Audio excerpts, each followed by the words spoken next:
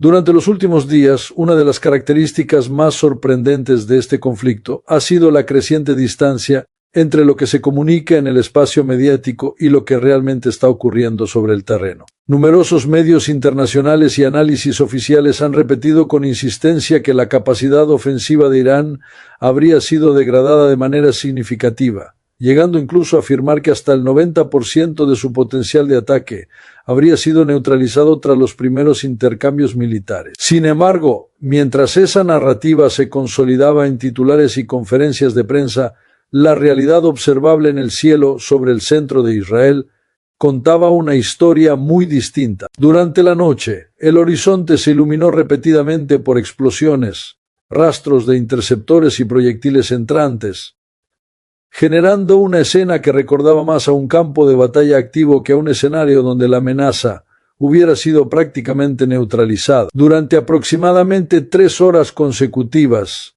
las sirenas, las detonaciones y los sistemas de defensa antimisiles, trabajando sin pausa, transformaron el espacio aéreo en un entorno de combate sostenido. Este contraste entre el discurso oficial y la evidencia visible no es simplemente una diferencia de interpretación mediática, revela una brecha estratégica mucho más profunda. Comprender esa brecha es fundamental para analizar la evolución real de la guerra. Cuando las evaluaciones públicas describen una amenaza como casi eliminada, pero los acontecimientos del campo de batalla muestran ataques complejos y coordinados de gran escala, surge una pregunta inevitable: ¿hasta qué punto las narrativas políticas están quedando rezagadas frente a la dinámica real del conflicto? En guerras modernas, altamente tecnológicas, donde la información circula casi tan rápido como los misiles, la distancia entre narrativa y realidad puede convertirse en un factor estratégico por sí mismo. Y en este caso, esa distancia parece estar creciendo con cada nueva oleada de ataques y cada nueva revelación procedente del frente operativo. El elemento más sorprendente de la operación que tuvo lugar esa noche no fue simplemente el número de misiles lanzados, sino la duración y la coordinación del bombardeo. Durante aproximadamente 180 minutos consecutivos, el cielo sobre el centro de Israel permaneció activo con explosiones, estelas de interceptores y múltiples proyectiles entrantes que llegaban en secuencias escalonadas. No se trató de un ataque aislado ni de una única salva balística, sino de una operación cuidadosamente sincronizada, diseñada para mantener presión constante sobre la arquitectura defensiva israelí. Cada nueva oleada parecía llegar justo cuando la anterior comenzaba a disiparse, creando un entorno operacional donde los sistemas de alerta temprana, los radares y las baterías antimisiles debían funcionar sin pausa durante horas. En términos militares, este tipo de operación se conoce como un ataque coordinado de tiempo sobre objetivo, en el que diferentes plataformas de lanzamiento disparan desde múltiples ubicaciones, con el objetivo de que los misiles lleguen al espacio aéreo enemigo casi simultáneamente. La lógica detrás de esta táctica es relativamente clara. Los sistemas de defensa antimisiles modernos están diseñados para interceptar amenazas entrantes calculando su trayectoria balística y asignando interceptores en función de prioridades. Sin embargo, cuando decenas de proyectiles aparecen en el radar dentro de una misma ventana temporal, el sistema se ve obligado a tomar decisiones en fracciones de segundo, lo que aumenta la probabilidad de saturación. Informes sobre el conflicto indican que Irán ha recurrido repetidamente a oleadas múltiples de misiles y drones en sus operaciones recientes, una táctica destinada precisamente a presionar las defensas de sus adversarios y obligarlas a operar en condiciones de sobrecarga constante. En ese contexto, el bombardeo de 3 horas no puede interpretarse como un simple episodio táctico, sino como una demostración deliberada de capacidad operacional.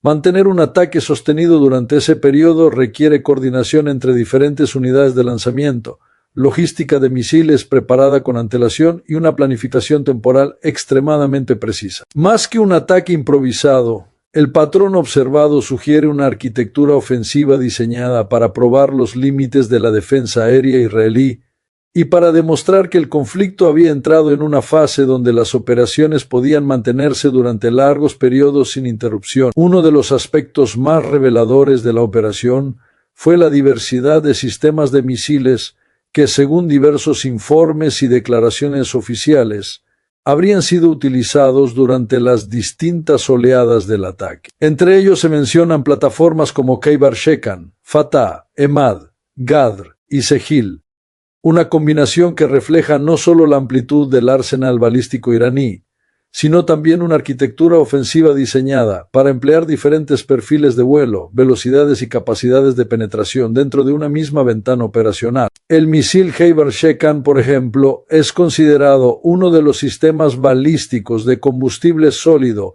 más avanzados desarrollados por Irán en los últimos años. Su diseño busca mejorar la movilidad y reducir el tiempo necesario entre la preparación y el lanzamiento, lo que dificulta los intentos de detección temprana o de ataques preventivos contra los lanzadores.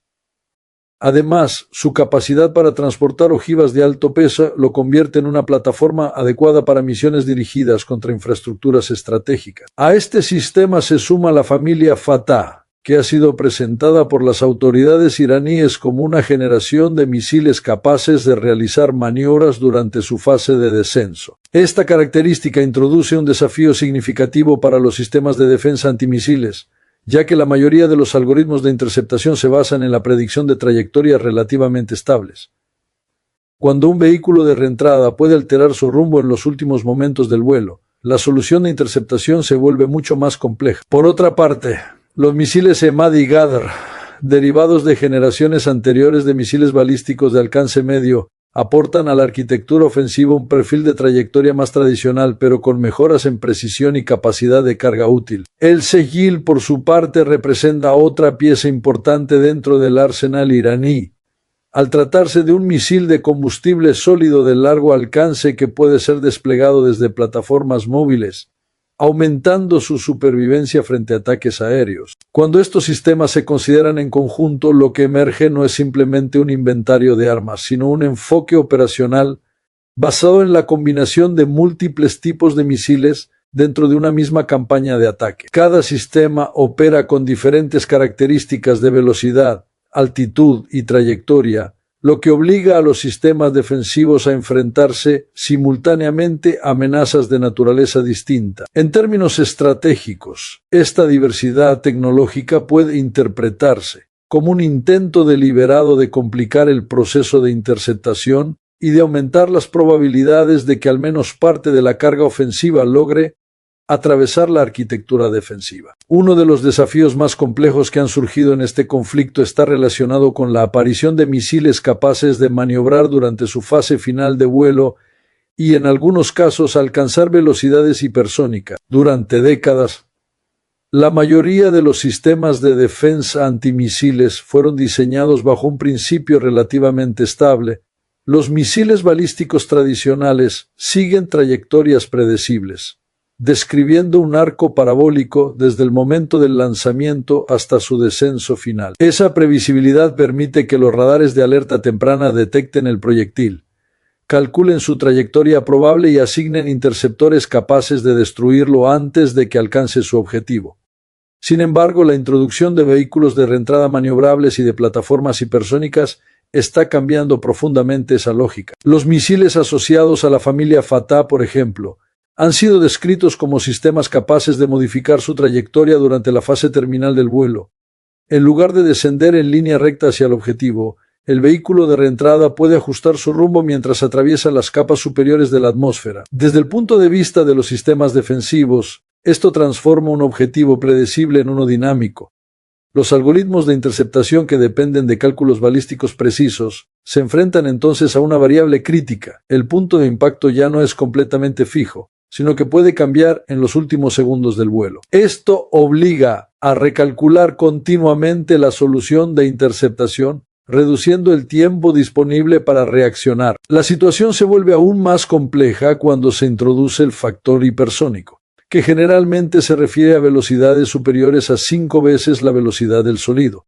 A estas velocidades extremas, el margen temporal entre la detección inicial y el impacto potencial se reduce drásticamente. Incluso los sistemas de radar más avanzados pueden encontrar dificultades para seguir con precisión un objeto que no solo se mueve a enorme velocidad, sino que además puede alterar su trayectoria en pleno vuelo. En términos prácticos, esto significa que los sistemas de defensa deben tomar decisiones en segundos, mientras enfrentan múltiples amenazas simultáneas. Cuando estas características se combinan con ataques en oleadas y con el uso de diferentes tipos de misiles en una misma operación, el resultado es un entorno operacional mucho más complejo que el que los sistemas de defensa antimisiles tradicionales fueron diseñados para enfrentar. Por esta razón, muchos analistas militares consideran que el desarrollo de misiles maniobrables e hipersónicos representa uno de los cambios tecnológicos más significativos en la evolución de la guerra moderna. No se trata únicamente de aumentar la velocidad o el alcance de las armas, sino de modificar el equilibrio entre ofensiva y defensa. En ese nuevo equilibrio, la capacidad de interceptar cada proyectil individual se vuelve cada vez más difícil, y el desafío para las arquitecturas defensivas actuales consiste precisamente en adaptarse a un tipo de amenaza que evoluciona más rápido que los sistemas diseñados para detenerla. Otro elemento clave que emerge del análisis de las operaciones recientes es lo que varios analistas militares han comenzado a describir como una estrategia de ceguera. En lugar de concentrar todos los ataques únicamente sobre objetivos militares visibles o infraestructuras estratégicas convencionales, esta lógica operacional busca primero debilitar los sistemas que hacen posible la defensa. En otras palabras, el objetivo inicial no siempre es destruir directamente la instalación que se intenta proteger, sino neutralizar los ojos y oídos de la red defensiva, radares, centros de comunicaciones, nodos de transmisión de datos y sistemas de alerta temprana. Los sistemas de defensa antimisiles modernos dependen de una arquitectura extremadamente compleja de sensores y plataformas de seguimiento. Radares de largo alcance detectan el lanzamiento de un misil a cientos o incluso miles de kilómetros de distancia, mientras que satélites de alerta temprana registran firmas térmicas asociadas al despegue de los cohetes. Esa información es enviada en tiempo real a centros de comando que procesan los datos y calculan la trayectoria probable del proyectil. Solo entonces los interceptores pueden ser lanzados con la precisión necesaria para intentar destruir el misil entrante. Si cualquiera de estos componentes se ve comprometido, todo el sistema comienza a perder eficacia. Dentro de esta lógica, atacar domos de radar, estaciones de antenas parabólicas, relés de comunicaciones satelitales y centros de coordinación militar puede tener un impacto estratégico mucho mayor que destruir un objetivo aislado. Sin una red de sensores funcionando correctamente, los sistemas de interceptación pierden su capacidad de cálculo preciso. La defensa deja de operar como una estructura integrada y comienza a funcionar de manera fragmentada, con cada batería dependiendo de información incompleta o retrasada. En términos prácticos, esto reduce el tiempo de reacción disponible y aumenta el riesgo de que algunos proyectiles logren atravesar la red defensiva. Además, los informes basados en imágenes satelitales y evaluaciones independientes han señalado daños en instalaciones cercanas a radares clave que forman parte de la arquitectura regional de defensa antimisiles. Algunos de estos radares están diseñados para rastrear objetivos a gran altitud y proporcionar datos esenciales a sistemas como THAAD o Arrow que dependen de esa información para calcular sus soluciones de interceptación.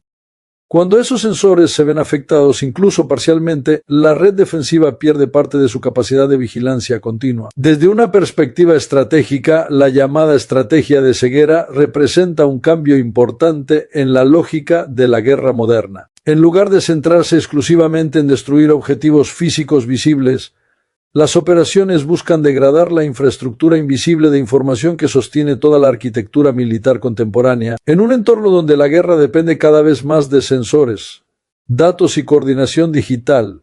Dejar a un sistema sin su red de percepción puede ser tan efectivo como destruir directamente sus armas. Otro elemento que ha comenzado a alterar significativamente el cálculo estratégico de este conflicto es el uso de ojivas de racimo en algunos de los misiles desplegados durante las oleadas de ataque. A diferencia de una ojiva balística convencional, que produce una única detonación al impactar el objetivo, las municiones de racimo están diseñadas para comportarse de una manera completamente distinta. En lugar de liberar toda su energía explosiva en un solo punto, la carcasa de la ojiva se abre a una altitud programada y dispersa decenas de submuniciones más pequeñas. cada una de las cuales continúa descendiendo hacia el suelo como un proyectil independiente. Este mecanismo transforma lo que originalmente era un solo objetivo entrante en múltiples amenazas simultáneas que se distribuyen sobre una superficie mucho más amplia. Desde el punto de vista militar, esta característica cambia profundamente la lógica tradicional de la defensa antimisiles. Los sistemas de interceptación modernos están diseñados para rastrear un proyectil específico, calcular su trayectoria y destruirlo antes de que alcance el suelo. Cuando el interceptor logra impactar el misil entrante, normalmente se considera que la amenaza ha sido neutralizada. Sin embargo, en el caso de las ojivas de racimo, la situación puede volverse mucho más compleja. Si la ojiva se abre antes de que el interceptor la destruya, el sistema defensivo deja de enfrentarse a un solo objetivo y debe lidiar con múltiples submuniciones que se dispersan en diferentes direcciones. Cada una de ellas puede generar su propia explosión al impactar, ampliando considerablemente el área de daño potencial. Incluso en los casos en los que un misil de racimo es interceptado con éxito, el impacto cinético de la colisión puede provocar que la carcasa se fracture y que las submuniciones se liberen de forma impredecible. En ese escenario, lo que técnicamente se registra como una interceptación exitosa puede terminar produciendo igualmente una dispersión de explosivos sobre una zona amplia. Este fenómeno introduce un dilema para las arquitecturas de defensa existentes, que funcionan bajo una lógica relativamente binaria.